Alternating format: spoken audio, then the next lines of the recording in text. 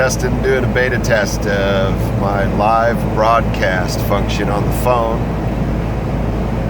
Just on the highway, not the safest of conditions, but I just left San Francisco a little bit ago, the city by the bay, and I'm really just excited. I wanted to push record anyway and just say a few words. We had a little flat earth meetup. Several of us folks, deep thinkers and contemplators of the foundations of our realm. And I'm so excited to know people like this, and that to know that there are people out there who also, think about different things and similar things that I think about. I don't know particularly what I wanted to say exactly. I mean, this morning I was driving down. I was going to hit record and talk a few details. I really just want to test my live broadcast and see how all the road noise works out on the video. But and also today's moon is in Aquarius, so I feel like reaching out to my friends and people. Of course, this is, I think, my first video that I've made since I cut my hair about a month ago, or let's see, what we're in November, 2 months ago, so about a month and a half ago. I really feel amazing with that. It's totally different, but my choice. And so flat earth, is one of these topics that is it's hard to wrap your head around when you're, if you're on the globe side of things, and still in the programming that we've all been indoctrinated into. But this topic is really this whole exploration of our plane of existence has changed my life. I mean, it has opened the doors to so many, unlocked the doors to so many other deceptions and lies. I mean, it's really just helped me see a whole other layer of things that are happening in our matrix reality, in this, our third dimension that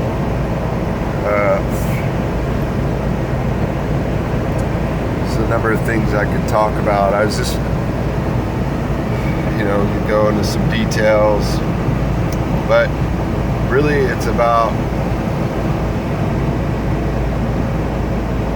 what's it about? I find the globe earth religion, I call it this religion because it's really on the level of belief. It's a belief system that really doesn't have much evidence to back it up. I said on my radio show yesterday, I read through the whole 10 proofs that they have for the globe earth. This was one of the first sites that I went to. When I first heard the idea, I started mocking it. Of course, I'd be like, yeah, right, a flat earth, you're ridiculous moron, you get all the ad hominem. I wasn't too hard on it, but and this is kind of what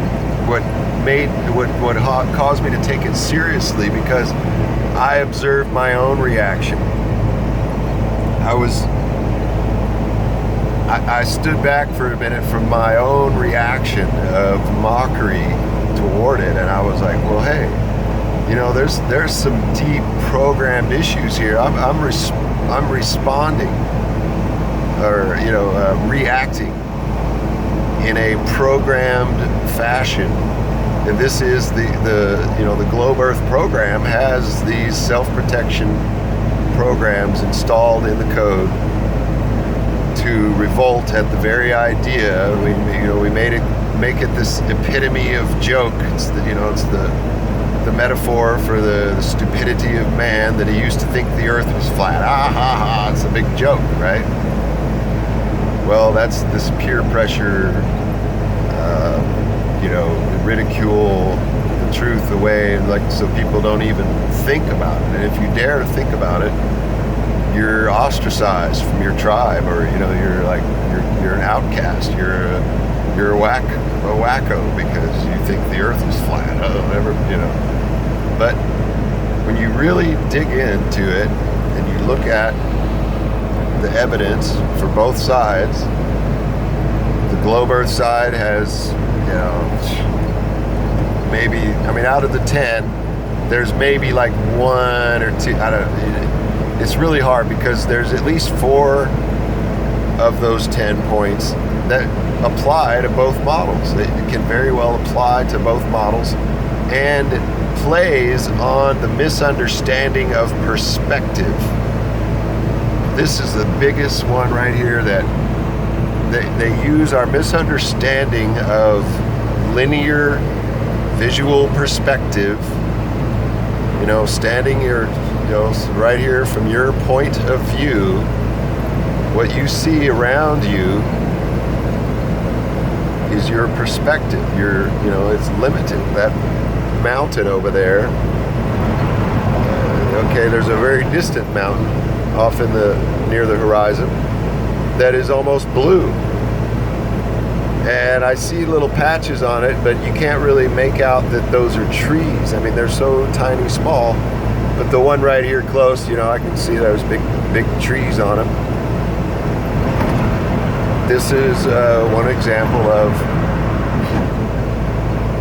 this, as objects move farther away, they get smaller and smaller.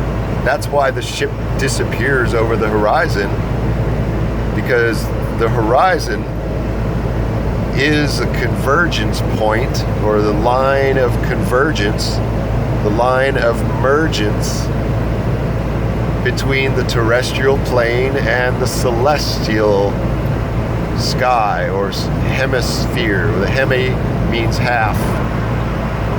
And if you're standing at the equator, you can see both hemispheres. The Polaris is on your northern horizon, and the southern crux, or the south celestial pole, which you really have to use measurements and mathematics to even find it, because it's a little different. It moves throughout the year. So anyway, so you can see both the equators, the equidistant point between the north and south celestial poles. Anyway, so water, here's some water out there.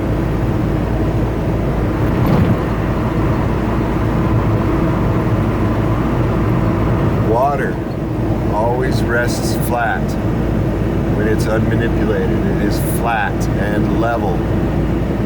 We use a spirit level, which is a bubble of air in usually an alcohol. That's why they call it a spirit level. It's spirits colored, some color, so you can see the air bubble. This indicates whether or not a surface is perpendicular to the horizontal plane. This is a direct, horizontal plane. That's a direct quote from the official science, whatever, how they explain what a level and how a level works. It's to measure perpendicularity to the horizontal plane, or vertical. It measures your tilt, and the reference is the horizontal plane. So, and also a compass. Okay, so there's also a disconnect between. Okay, so the horizon is this mergence point, convergence. There's this disconnect between the terrestrial plane and the celestial sphere. We kind of confuse the two. We apply celestial to the terrestrial and vice versa.